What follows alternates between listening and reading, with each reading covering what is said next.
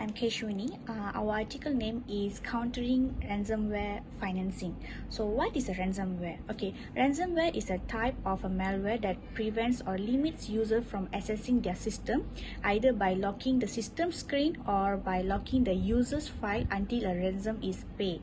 More modern ransomware families are collectively categorized as a cryptosomware, encrypt certain file types on infected system and force users to pay the ransom through certain online payment methods to get a decryption key.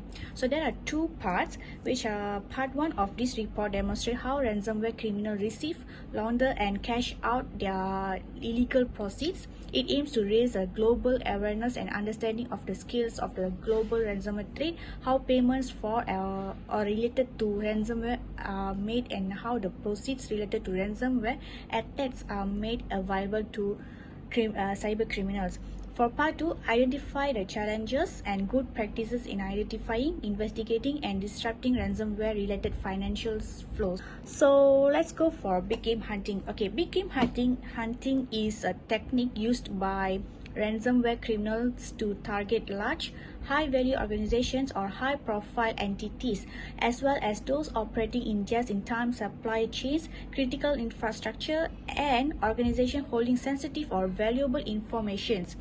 These targets are selected because the attackers believes that are more likely to pay a ransom to resume business operations or avoid public scrutiny, and they may have a higher propensity to pay compared or to other victims. The goal of a big game hunting is to maximize the potential profit from a successful ransomware attack.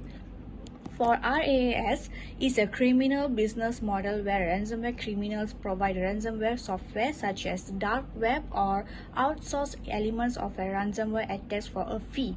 They can purchase stolen credentials to access victims' system and obtain intelligence to maximize the effectiveness of their attack.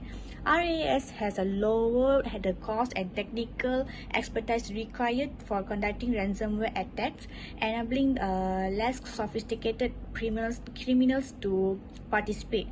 For double extortions is a technique used by ransomware operators where they exfiltrate a victim's data before encrypting it and threaten to publish the stolen data if ransom demands are not made, which puts additional pressure on the victims to pay. Triple extortions is a tactic used by ransomware operators to demand payment not only from the initial victim but also from a third party who may be impacted by the release of a sensitive information. This sensitive information can include protected health information, personally identifiable information, account credentials, and intellectual property. This strategy essentials involves threatening to publish the stolen data or sell it to other malicious actors if the demands of the ransomware operator are not made. Lastly, multiple extortions is a more complex and aggressive practice than double extortions, which involves multiple methods of extortions beyond just in encryptions and exfiltration. In addition to those tactics, multiple extortions may include distributed DDoS attacks, contacting the victim's customer, short selling their stocks and disrupting their infrastructure system. The purpose of these additional pressure tactics to increase the of a victims paying them ransom demanded by the attackers. Now let's go to characteristic and geographic trend. Okay, ransomware is a global issue due to the nature of a cybercrime and virtual assets. Research from the FATF Global Network, case studies, and industry data show certain characteristics and geographic trends in ransomware attacks. Many ransomware networks are associated with the jurisdictions that have a higher money laundering risk. First, jurisdictions with higher money laundering risk. Indicators of a higher risk include countries or geography areas identified by credible sources as providing funding or support for terrorist activities. B. Countries identified by credible sources as organized crime, corruption, or other criminal activity, including source of transit countries or for illegal drugs, human trafficking, smuggling, and illegal gambling. And then C. Countries that are subject to sanctions, embargoes, or similar measures issued by international organizations such as the United Nations. Okay, in some cases, ransomware criminals deposit or cash out their profits in these jurisdictions, while in others, the attacks are conducted from or potentially sponsored by these jurisdictions. These findings suggest that there is a need for international cooperation and coordination to combat ransomware attacks and their associated money laundering risk. So the EUMOTET case study is an example of how ransomware criminal can operate from different jurisdictions, cooperate or conducting attacks, and complicate the tracing of money flows. These factors make it essential to have international cooperation and collaboration to combat the threat of ransomware attacks and their associated money laundering risk. And then the last one is a virtual asset is a digital representation of a value that can be digitally traded or transferred and can be used for payment or investment purpose. Virtual assets do not include digital representations of fiat currencies, securities, and other financial assets that are already covered elsewhere in the FATF recommendations. Now let's go for common methods and trend. Here are types of sectors that may be involved in ransomware financial flows. Okay, conducting a successful financial investigation into a ransomware attack requires a sound understanding of the methods and techniques used to launder funds. This report further gather information from a variety of open sources as well as experience from jurisdiction to obtain a better understanding on how ransom payments are made, laundered, received, and in some cases exchanged for fiat currency. The financial flows related to the ransomware often involve multiple traditional financial institutions as well as VASPs.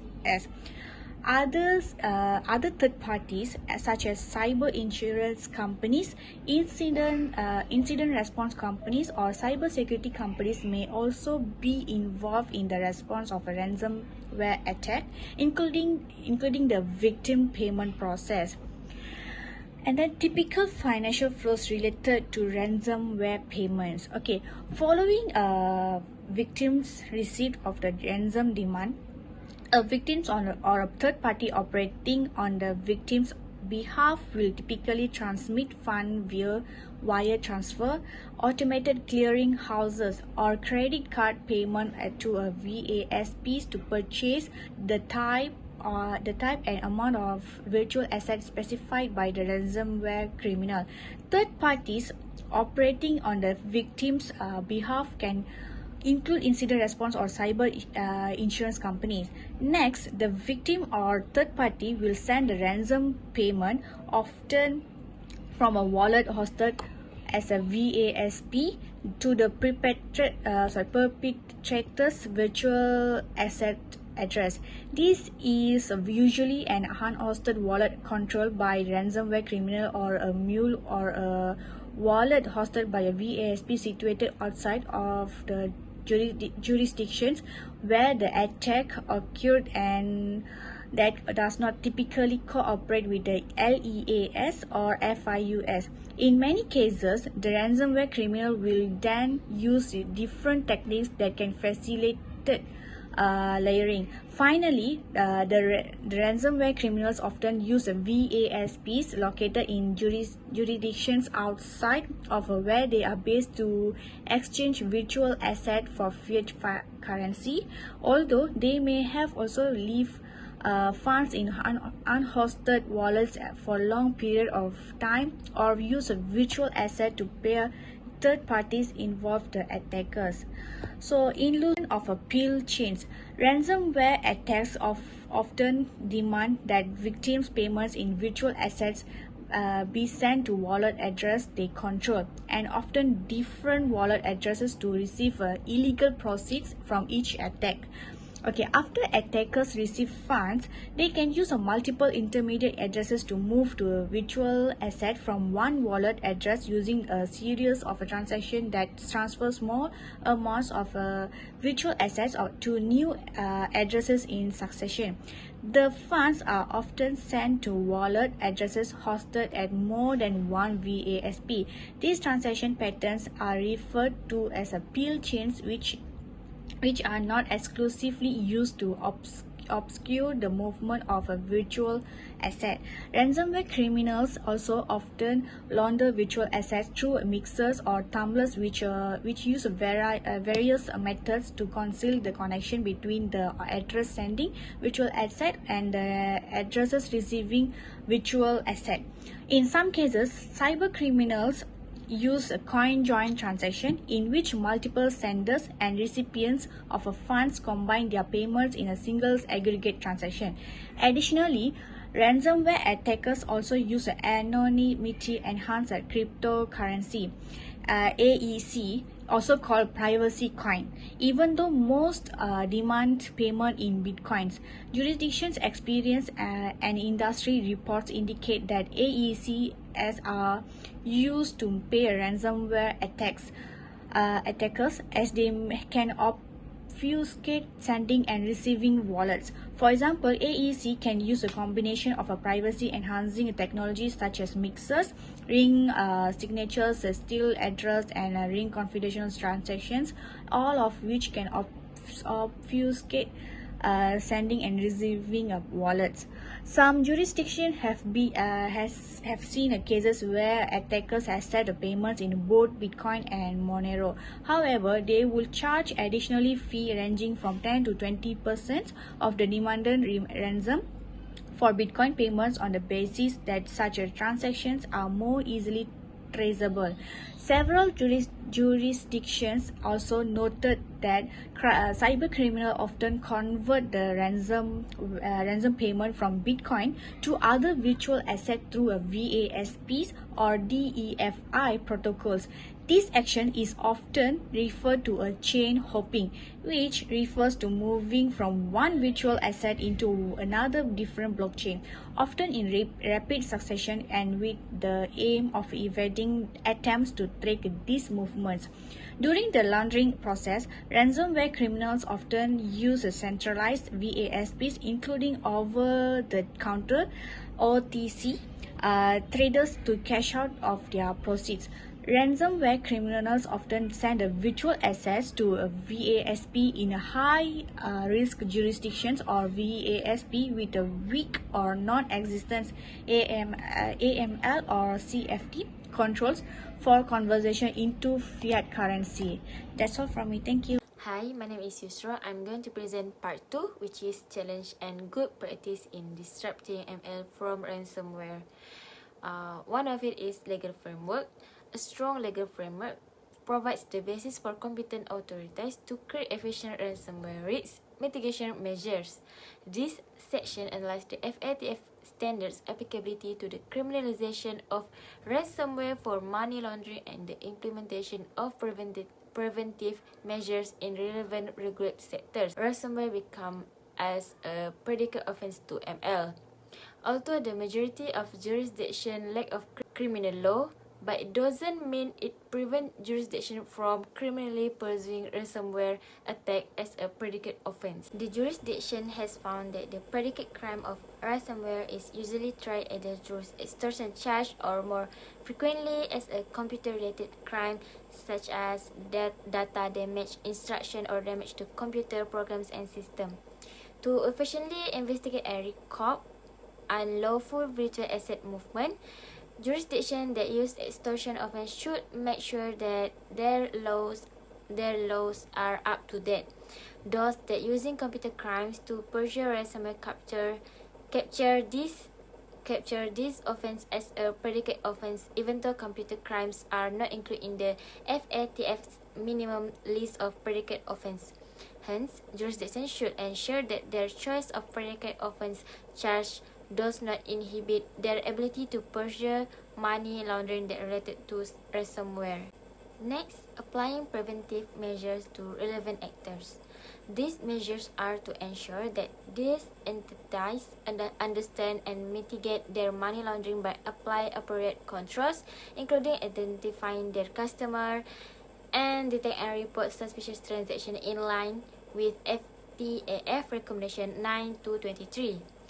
Jurisdictions should adopt Recommendation 15 as soon as possible to hasten compliance with the pertinent FATF standards on the VASP sector, since only one of the 86 jurisdictions have been assessed as fully compliant of revised standards recommendation. Other than that, jurisdictions should ensure that ransomware is criminalized as a predicate ML offense in line with FATF Recommendation 3, for example, type of extortion. Hi, my name is Nuzakira and now I will explain about the detection and reporting. First, I will explain about its scope. So, the competent authorities rely on the suspicious transaction reports to detect the ransomware attack and investigate the illicit proceed. So, currently, VASP, also known as the Virtual Asset Service Provider, and Banks 5 is the majority of the suspicious transaction reports that relate to the ransomware payment. Some jurisdictions have identified the non-traditional sector, such as the insurance industry and incident response company, as a potential sources of information on ransomware attacks and payment. So, encouraging or requiring this sector to report the suspicious transaction can improve the detection and reporting of ransomware attacks. So, incident response company may also fall under the VASP definition and be subject to AML or CFT and STR filing, the suspicious transaction report filing obligation. It's depending on their business model and service provider. So now I will talk about the measure to improve the detection to the suspicious transaction. So the jurisdiction recognize that ransomware related to suspicious activities are often under-reported across sector due to decentralized nature of ransomware criminal group and the use of various money laundering techniques. So to improve reporting and detection, jurisdiction use various methods such as the private sector engagement and sharing the red flag indicators and detection guides. So VASP are a key source of suspicious transaction reports on illicit financial flow related to ransomware. So relying on the indicators such as victim statements purchased by incident response companies and payment linked to virtual asset address.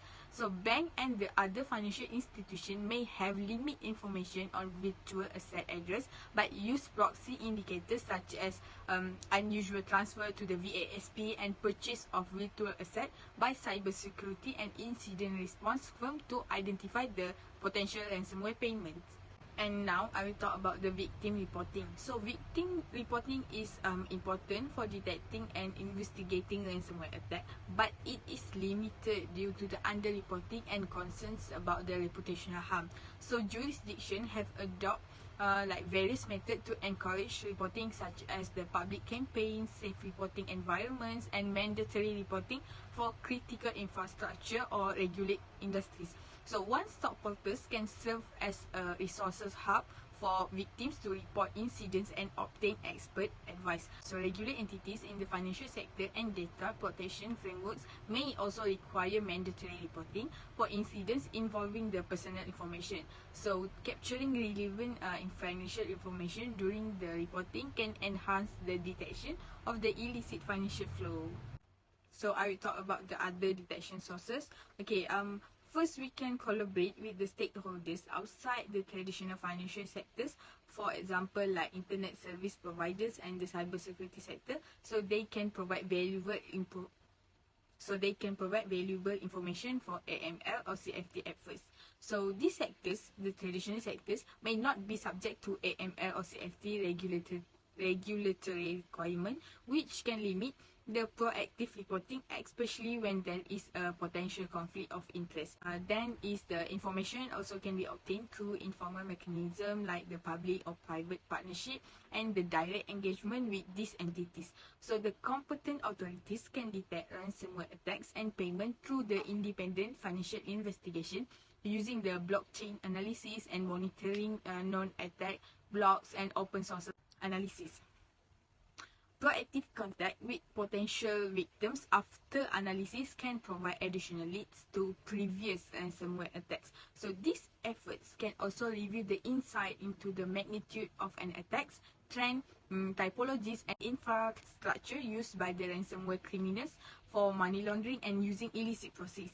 Jurisdiction can be alerted to the ransomware attacks and payment through the information shared by the other jurisdiction. International cooperation, mutual legal assistance and informal information exchange with the foreign jurisdiction can provide the information of funds layered through the domestic exchange linked to the foreign attacks or victim. That's all from me. Thank you.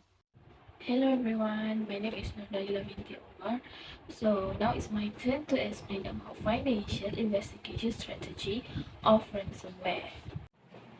Is how can financial investigation support criminal cases?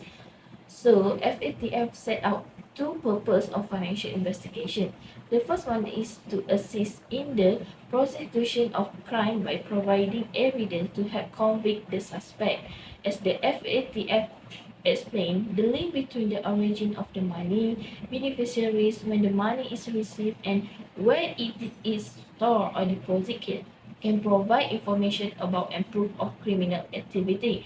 And the second one is to assist in the deprivation of the proceeds and instrumentalities of crime. In other words, financial investigation help to locate illegally obtained money and other assets in order to confiscate them.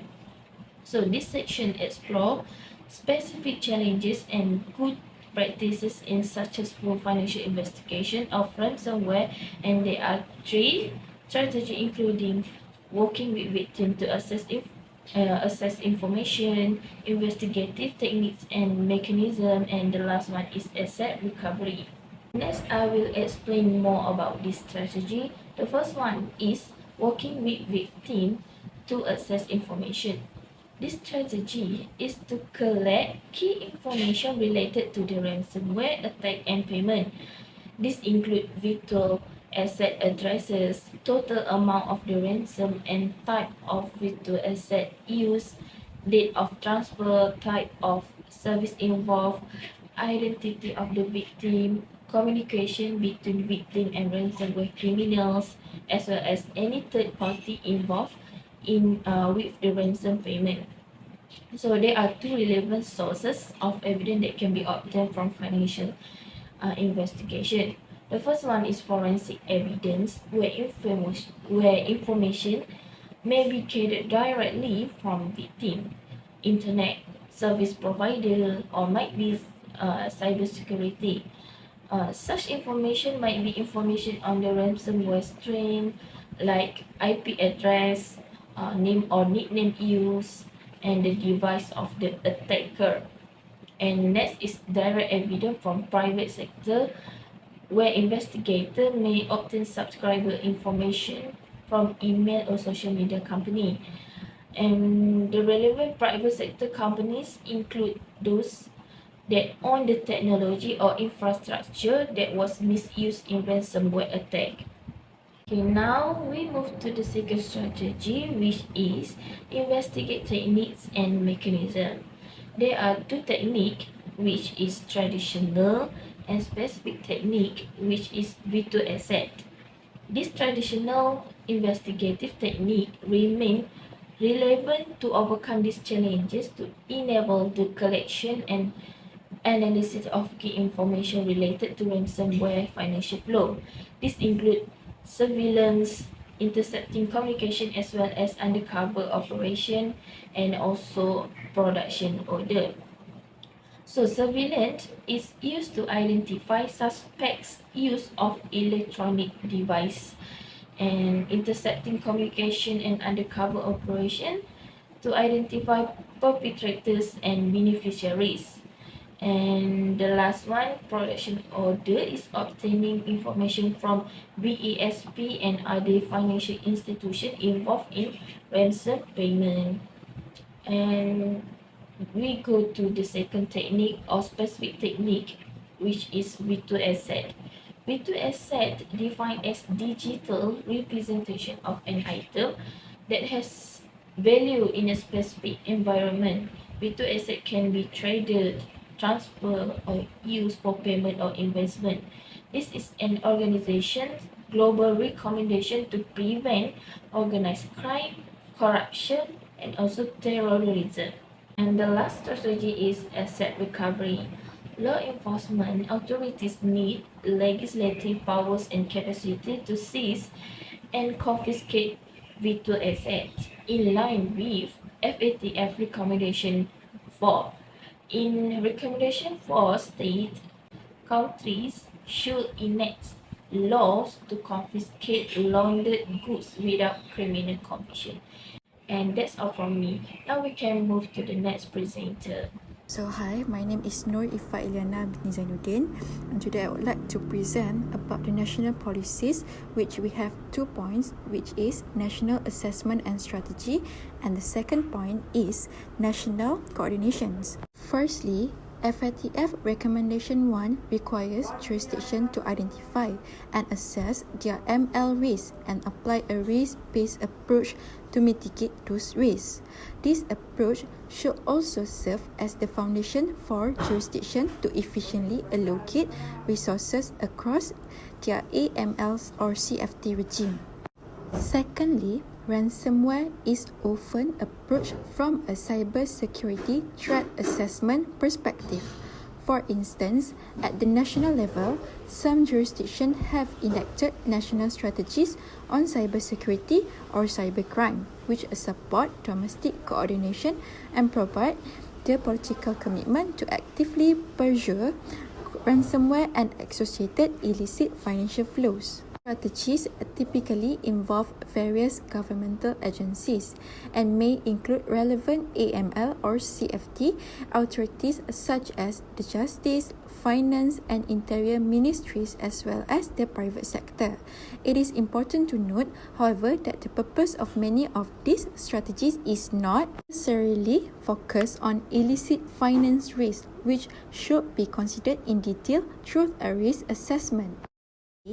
Jurisdiction where ransomware and related ML does not currently pose a significant domestic threat should also consider the illicit financing risk posed by ransomware, particularly due to the unique relationship between ransomware and virtual asset. Jurisdiction should consider not only the threat of ransomware attacks on domestic victims, but also the potential that ransomware criminals are based in their jurisdiction or that VACPs in their jurisdiction are being used to launder or cash out ransomware proceeds. In national cooperation and coordinations, ransomware cut across a wide range of areas and investigations may involve actors outside the traditional AML or CFT authorities, including cybersecurity and data protection agencies. Effective domestic coordination mechanisms are vital to bring together relevant information and different experts, including from the private sector, to ensure a holistic response to mitigate the threat posed by ransomware and associated ML. This further allows the critical exchange of information between enforcement authorities conducting forensic predicate investigation and parallel financing investigations. A good practice is the creation of law enforcement teams or multidisciplinary bodies dedicated to cybercrime. These bodies can coordinate investigation into ransomware and related ML that require a broad range of expertise. For example, FIU or LEA expert, prosecutors, technical engineers, or negotiators.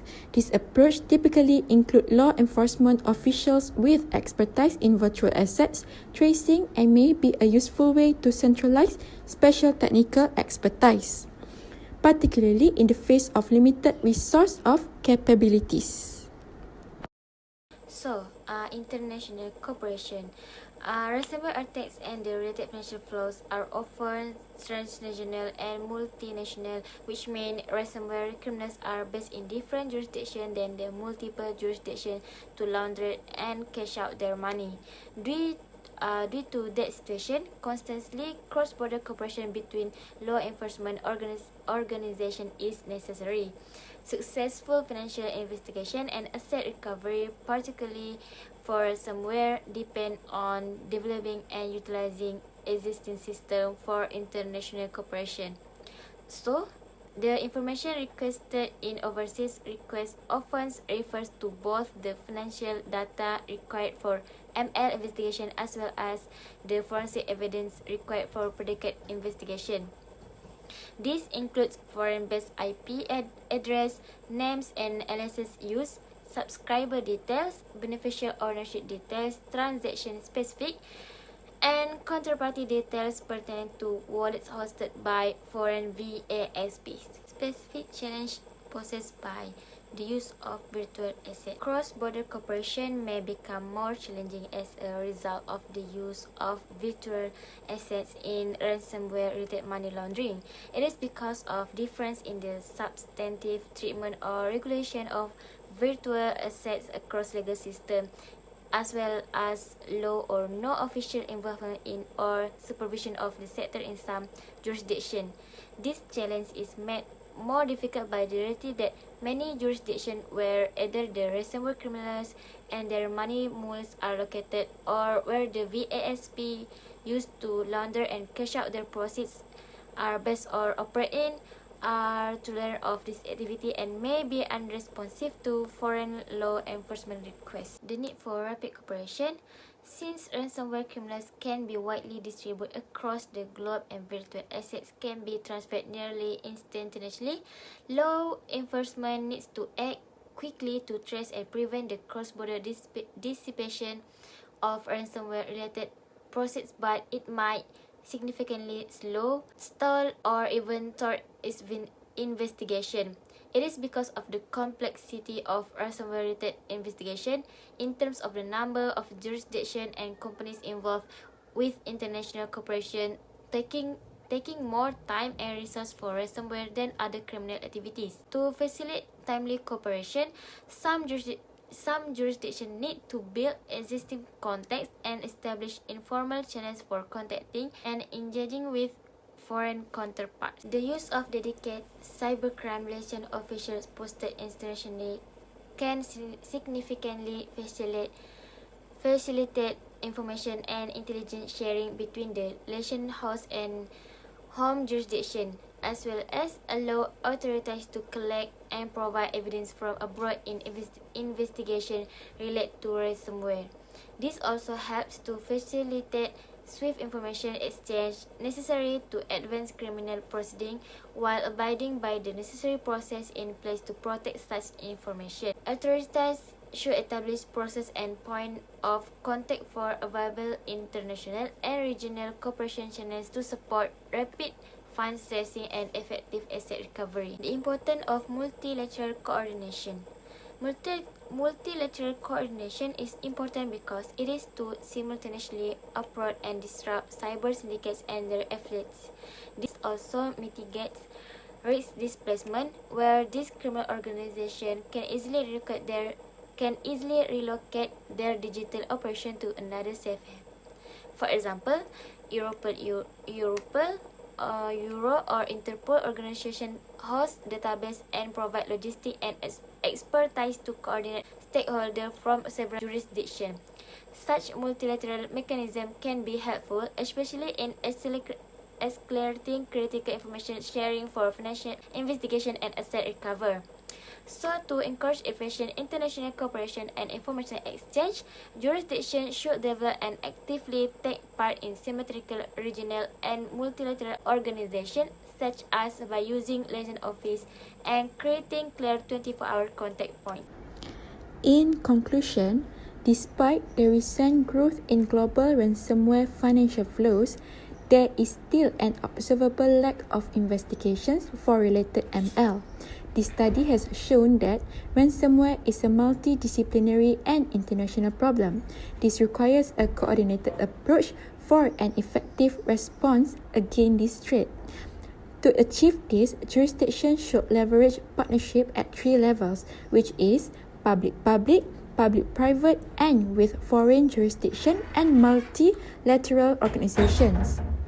This study further illustrates the importance of an accelerated implementation of the FATF standard to provide an effective framework to tackle illicit proceeds derived from ransomware, particularly in relation to virtual asset and the VASP sector.